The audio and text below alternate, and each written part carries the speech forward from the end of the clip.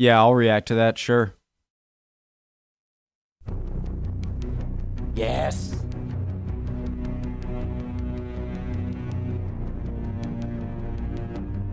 Guys, this is History March. It's an amazing channel. Napoleon's strategy in Russia, 1812.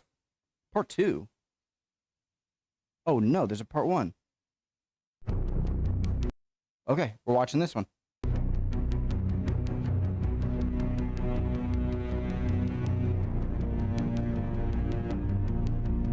You guys, I just watched till 3 minutes. I don't give a crap. I didn't get it. I didn't understand. I'm starting over.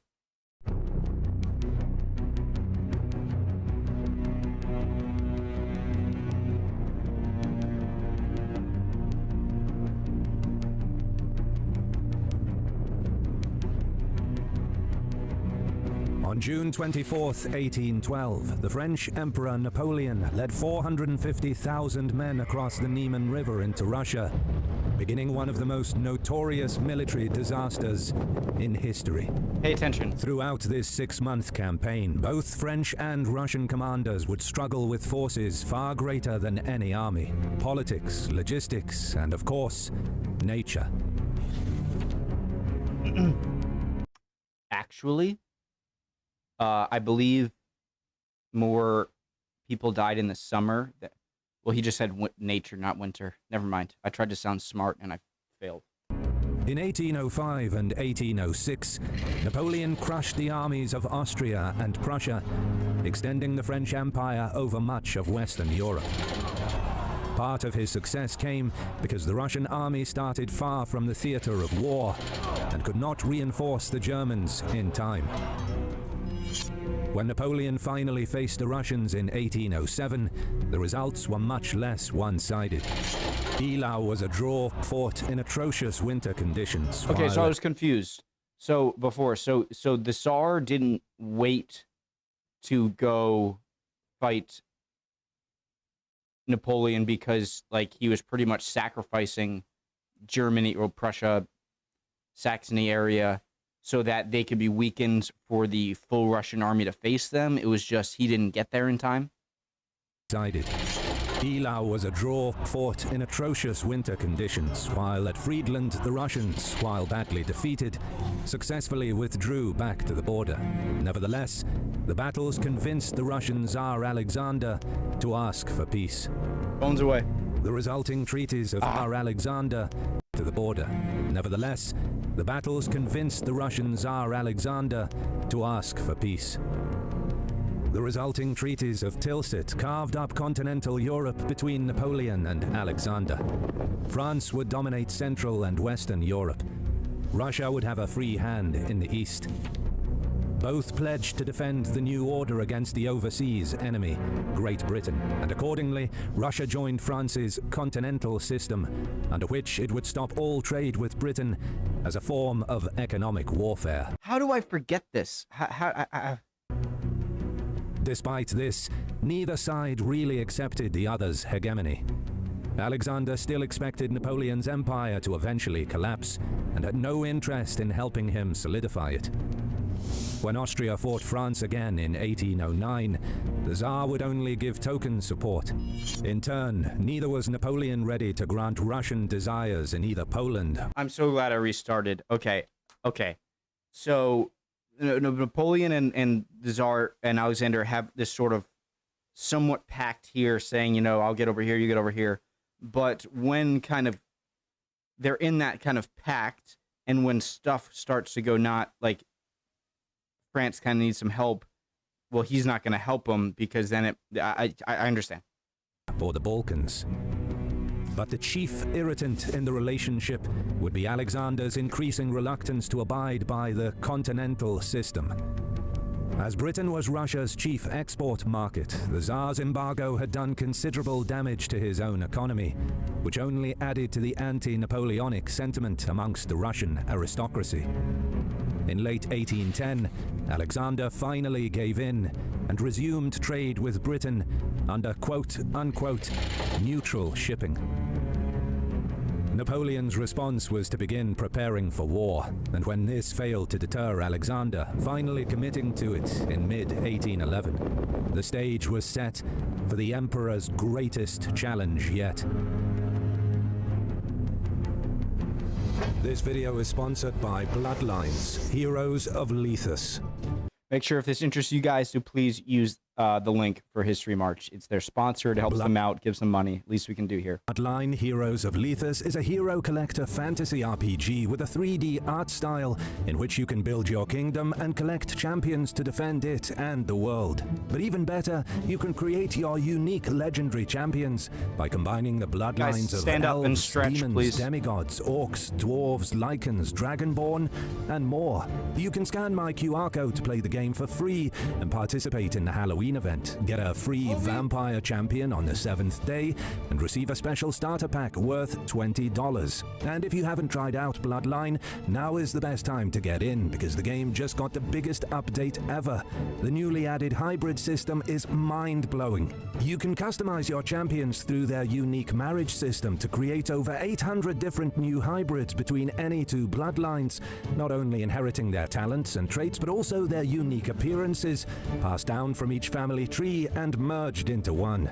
And new fantasy characters are being released into the game every month, which means that the possibilities are endless for you to seek out the best and the greatest hybrid champion to suit your style. The game is available on Android and iOS. Download and try out Bloodlines now for free using my link in the description or by scanning the QR code shown on screen. If you sign up during the next 30 days, you'll get a special starter pack worth $20, 10 energy potions, 100,000 gold, 100 diamonds, and a free vampire champion this Halloween, starting October 27th. Free vampire champion, guys.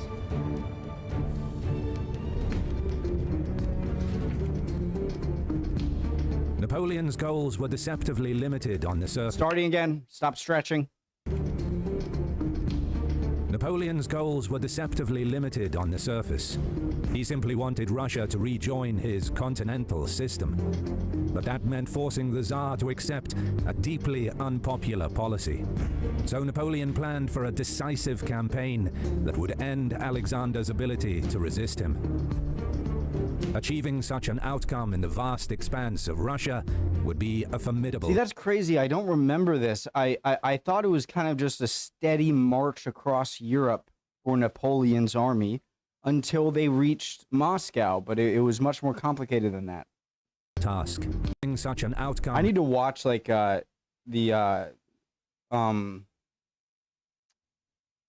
the vast expanse of Russia would be a formidable task. Seeking inspiration from history, Napoleon studied the records of the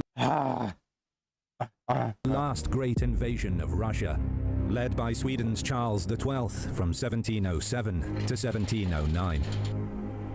Charles initially invaded Poland with 44,000 battle-hardened Swedes, hoping to destroy Russia's main army there. He got chased into the Ottomans. Sweden was known for mounting rapid, long-distance strikes that were sustained by its army living off the land as it went. In this way, Charles hoped to outmaneuver, trap, and destroy the Russians. Instead, the Russians repeatedly withdrew ahead of Swedish maneuvers, scorching the earth. I just want to say, I love this quote. I'm paraphrasing, and I think it was during this war. They beat us today, they may beat us tomorrow, but eventually we will learn how to beat them. And Russia can do that because of their scorched earth tactics and their giant amount of land. They can allow initial defeat after defeat because eventually you have so much time before they reach the end game that you're going to find a way and you're going to do things to them that might not even have to be confronting them militarily, but destroying stuff. In their wake to deny forage to the Swedes. After months of this, the Swedes were lured deep into modern Belarus, their numbers halved by starvation, disease, and the need to garrison captured territory. Charles had hoped to aim for Russia's capital, Moscow, where Russia's army would surely have had to confront him. But now he was forced to abandon the chase, call in reinforcements, and focus on finding supplies. And that was when the Russians struck. They scattered Charles's reinforcements, harassed his army, and lured the Swedes even further into modern Ukraine.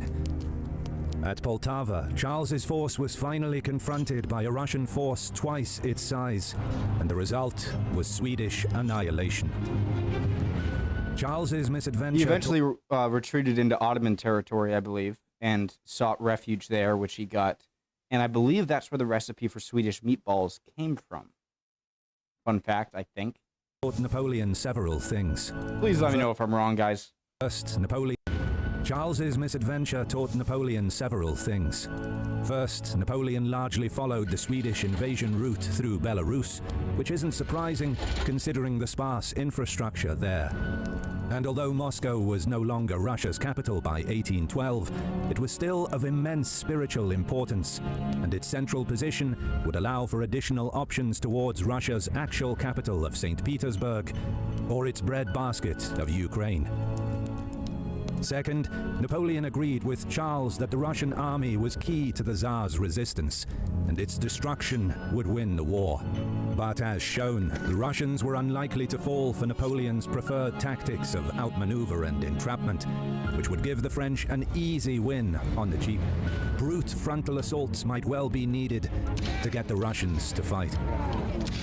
Third, given the high possibility that the Russians would lure him deep into their territory, Napoleon needed an army that would absorb the inevitable attrition, provide detachments to hold the flanks, and still be large enough to fight a battle under reasonable odds. An army that would absorb the inevitable attrition, provide detachments to hold the flanks, and still be large enough to fight a battle under reasonable odds. Accordingly, the emperor increased the draft, diluted the officer ranks, and called on his German, Italian, and Polish allies to provide troops. The result was a sixth German, Italian, and Polish allies to provide troops. The result was a 600,000-strong Grande Armée, the largest Napoleon had ever led, even if its quality left much to be desired, especially in the infantry arm. And finally, fourth, a supply system was needed to invade Russia, especially for an army of this size. But by 1812, the French had long since ditched the pre-revolution supply system. Question, guys. Question. And I kind of have the same question for World War II, but not as much. It's, why not? Why risk? You know, he knows about what happened to Charles XII. Why not solidify your victories where you have them? The reason I say this is because, well, the obvious kind of answer is like, well, because then the Russians could counterattack. It seems like Russians' giant strength is in their scorched earth ability and their giant size and their seemingly unlimited population. But why not just stop here? And I don't even think this is kind of a hindsight kind of. I think why do you have to take down Russia to see, domination over Europe when you can just they clearly are not the greatest attacking army. They're very formidable defensively, less so because of the expertise of the army and just because of the facts of the land. And so why not just say, we're stopping here, try and invade us. If you do, we will be the defensive army at that point, and we will crush you, probably.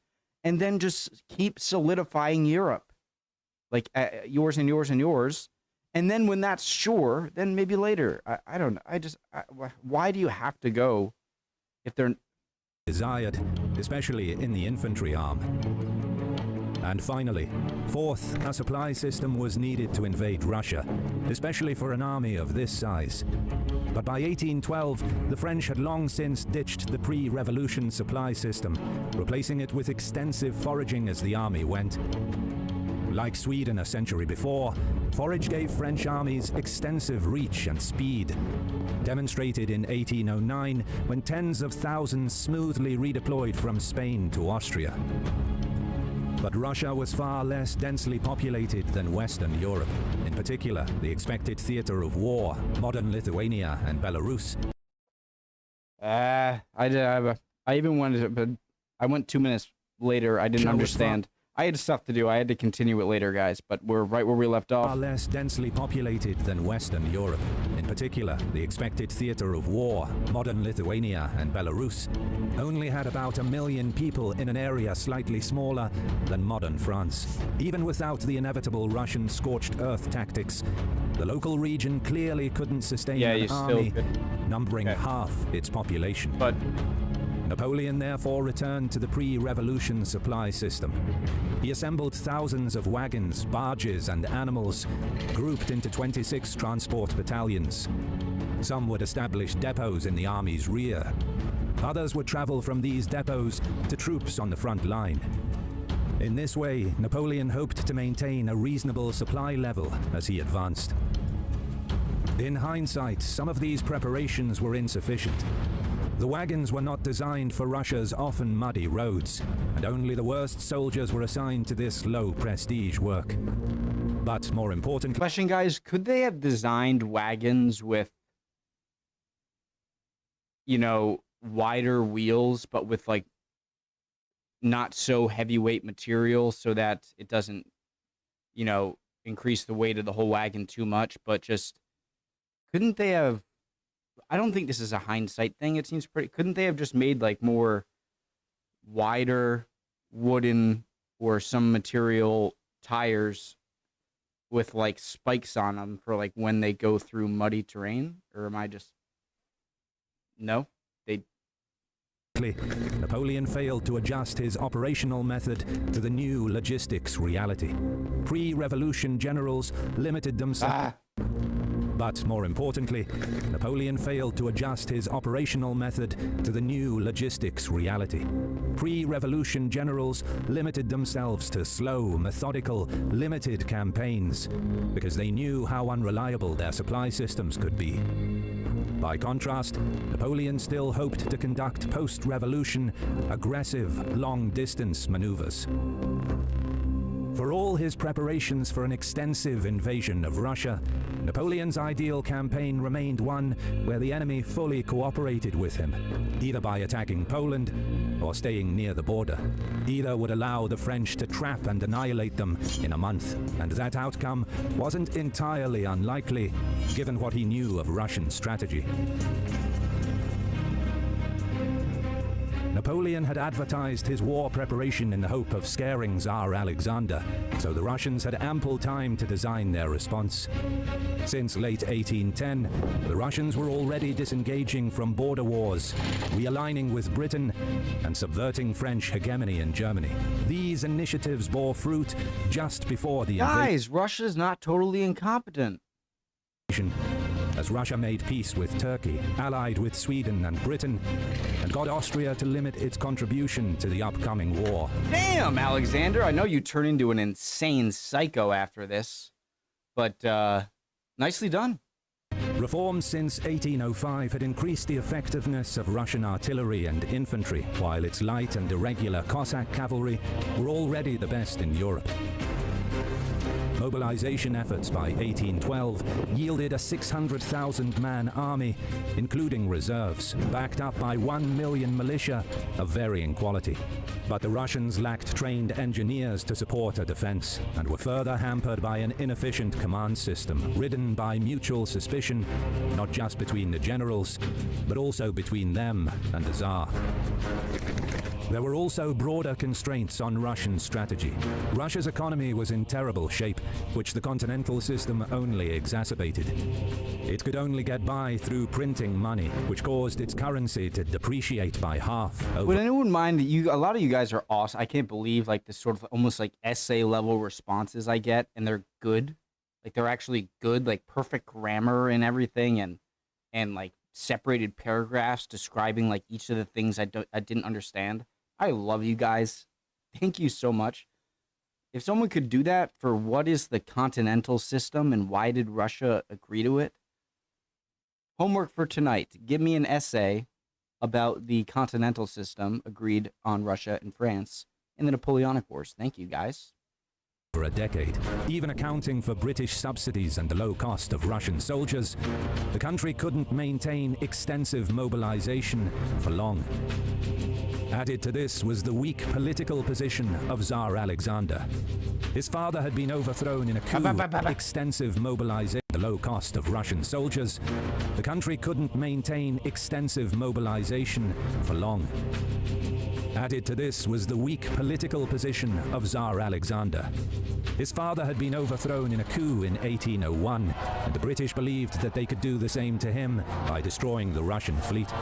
Napoleon certainly believed that capturing Moscow would force his surrender, and even Russian generals during the invasion felt entitled to demand the Tsar change ministers.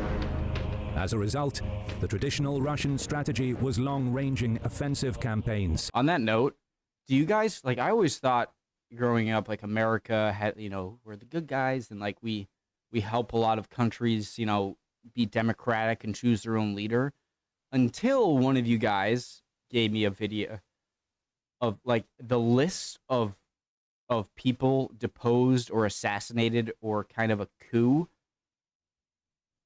supported by the Americans to put someone in leadership of a country that America wants is staggering and mind-blowing. That just made me think of it. America, yay. We want you to all be democratic as long as you choose who we want you to choose. Sorry, off topic. As a result, the traditional Russian strategy was long-ranging offensive campaigns, which would both allow the Russian army to live off the enemy and fit with the cult of the offensive that characterized Russian military honor at the time. By contrast, letting the enemy spoil Russian lands was seen as an absolute humiliation. Up until 1812, Russia thought of striking the French in Poland first, with the help of a defecting Prussia.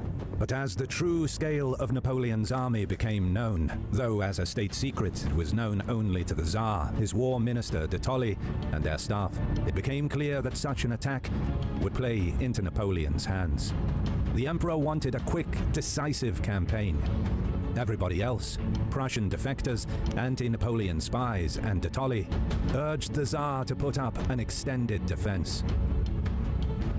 De Tolly drew up a strategy for Russian armies to withdraw past Belarus and Lithuania. They would take up new positions at forts before the borders of Russia proper, marked by the upper reaches of the Dvina and Dnieper rivers. The Grande Armée would be forced to march across and lay siege within poorly supplied territory. Guys, this is a giant. This is what I don't get. Okay, there's a bunch of, you know, scorched earth here, right? Or what they're going to do, which in effect is going to make it a little more difficult for Russia to launch a counterattack. So why not just say, hey, all right, stalemate here, draw the border here, secure your domination over Austria, over all of mainland of Western Central Europe, and then dare Russia to attack you, where your supply line, like, why not stay where you are, large defense on the Russian border, but secure supply lines even more than they are from Prussia to France, and then dare Russia to try. Like, why does Napoleon see Russia as such a threat? Or is it just cockiness? Bleeding it dry and opening the way for a Russian counteroffensive. Until that point, nobody was to fight Napoleon and run the risk of destruction. This strategy was politically risky. Both de Tolly and the Tsar were already under suspicion for their prior alignment with France, Napoleonic-style reforms, and extensive use of ethnic non-Russians. So as war loomed, the Tsar began to emphasize his Russian credentials. Letting Napoleon march to Russia itself was one part of this. Alexander also replaced reformers with Russian conservatives and made emotional pleas to the church and nobility. His efforts worked. While many aristocrats remained wary of the Tsar's government, they enthusiastically teamed up with Russian merchants to donate money, goods, and serfs to the war effort, eager to defend the motherland against whom the Orthodox Church deemed an antichrist. Guys, a lot of some videos I've seen of post-Napoleonic wars makes Alexander out to be some crazy lunatic psychotic moron. But he does not seem like a moron in this video. He seems like he's doing a lot of multitasking and good things for for himself. Defense. Even then, significant risks remained. Russian generals could still place military honor before de Tolly's strategy. Large sections of the Dvina-Dnieper line weren't and couldn't be fortified due to a lack of engineers, with the most the Russians had being fortified camps. And lastly, the Russians also needed Napoleon to cooperate. Should the Emperor limit his appetite to merely advancing the borders of his Polish ally, then the Tsar would have simply given away territory for nothing. Here, the Russians could only hope that Napoleon's ambition would override his military sense. Even as the French gathered in East Prussia and Poland, they were already in logistical trouble. Wishing to preserve his rations and extend his campaign time, Napoleon had told the army... Lithuania, a small Baltic country, they have been a pretty serious influence in Europe for many centuries in the past. I would not have thought that. To forage until the invasions and extend his campaign time, Napoleon had told the army to forage until the invasion began. But there wasn't enough to feed 600,000 men. And soon, dysentery and typhus outbreaks further added to the soldiers' misery. Nevertheless, by June 1812, Napoleon's Grande Armée had formed into three main groups. The Central Army, about 450,000 strong, a mostly Prussian corps guarding its northern flank, and a mostly Austrian corps further to the south. Jeez, vast majority in the middle. The Russians were still repositioning their armies. Against France's northern corps stood the fortress of Riga, soon to be reinforced by the army of Finland, now freed from observing Sweden. Against the southern corps was the newly formed Third Army, freed from observing of Riga, soon to be reinforced by the army of Finland. Why is Finland helping Russia? Now freed from observing Sweden. Against the southern corps was the newly formed Third Army in western Ukraine, soon to be reinforced by the Danube Army, returning from the Turkish War. And finally, against Napoleon himself were two armies. First Army, with 125,000 men in Lithuania under de Tolly himself, and Second Army, with 50,000 in western Belarus under Bagration. Outnumbered. The Grande Armée invaded Russia on June 24th, invading Lithuania in the hopes of trapping First Army around Vilnius. But almost immediately, supply problems began to slow the French offensive.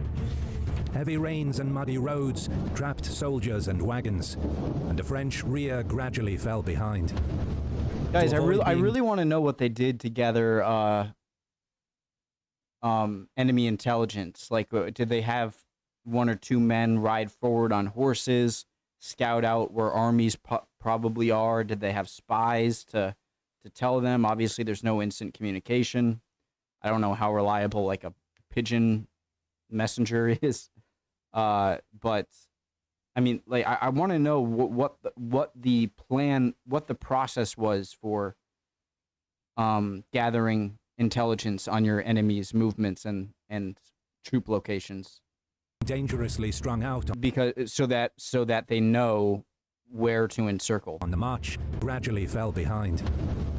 To avoid being dangerously strung out on the march, Napoleon had little choice but to order his vanguard to slow down the pursuit.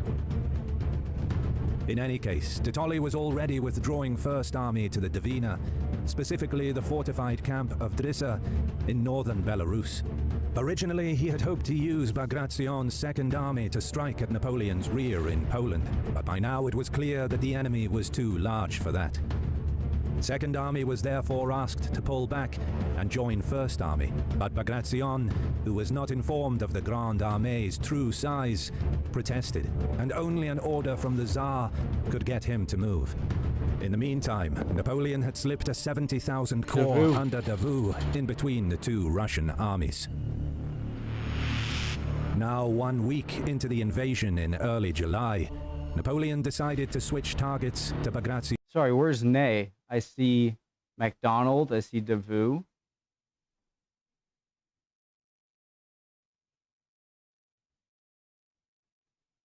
Bagration instead. He ordered the corps directly facing Bagration, led by his brother Jerome, to pin Second Army down, while Davout maneuvered into its rear. It was soon obvious that Jerome, due to supply or incompetence, was failing to do this. But rather than personally supervise the action, the Emperor hatched a scheme to have Davout usurp Jerome's command. An angry Jerome quit the war, his corps ground to a halt, and Second Army escaped yet another French maneuver, though Davout continued to block its path towards First Army as both forces moved across Belarus. Meanwhile, de Tolly had uneventfully withdrawn to Drissa, only to discover that the camp was utterly unsuitable as a place to wait out Napoleon. By mid-July, de Tolly decided to withdraw again, just in time to foil Napoleon's latest maneuver to entrap First Army.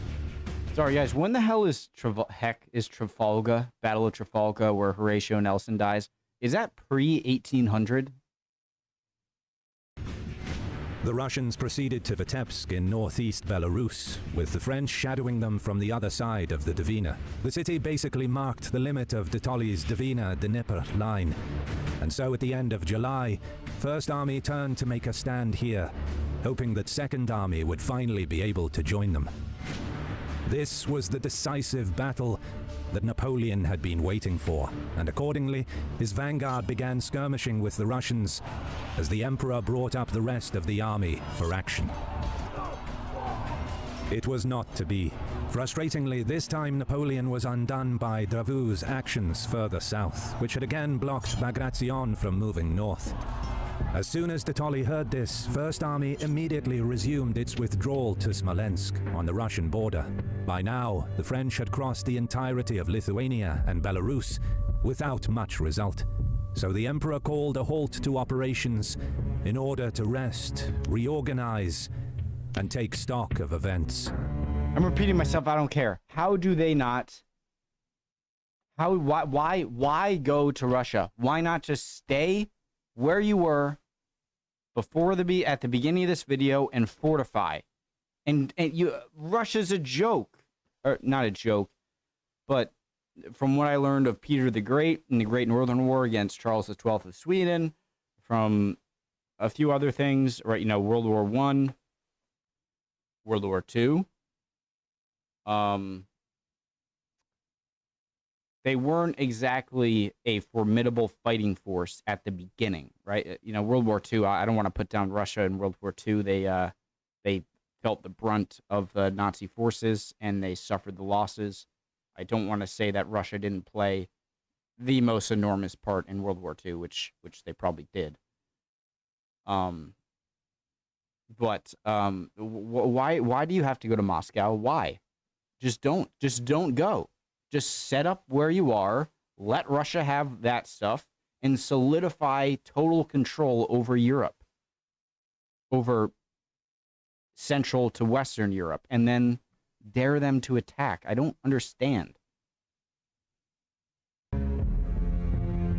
If you stayed around this far, thank you for watching. Thank you for making. Don't forget to subscribe and leave a comment as a sacrifice to the algorithm. You can also support us on Patreon. I have to sacrifice to the algorithm. I love your channel so much. History March. Keep up the great work. Thank you. And thank you so much for helping me learn. Heart, smiley face. Okay, let's do part 2. I gotta pee, guys. Be right back.